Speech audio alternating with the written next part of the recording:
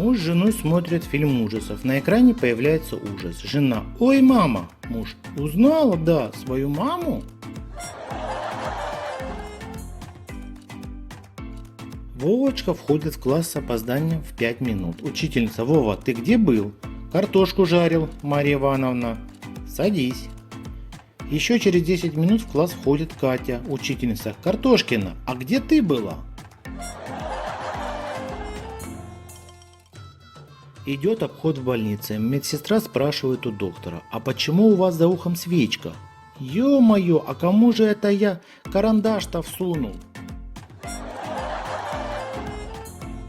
Поймало племя людоедов американца, француза и русского. Вождь: этого худого французишку мы съедим на завтрак, этого жирного американца мы съедим на обед.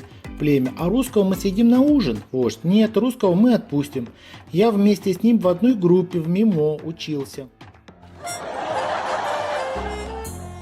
Жил в одной семье бульдог, страшно храпел во сне. Приходит как-то к хозяйке соседка и говорит: как можешь этот храп выносить? А что делать? Есть народное средство. Возьмешь какую-нибудь тесенку и завяжи ему, ну ты понимаешь где, сразу перестанет. Короче, взяла хозяйка старый дочкин бантик, завязала, прекратился храп. Вечером приходит муж, просто в дупе, плюхается в кровать и начинает храпеть. Жена ему бантик, и все тихо. Утром просыпается муж со страшного бодуна, идет писать и видит завязанный красный бант.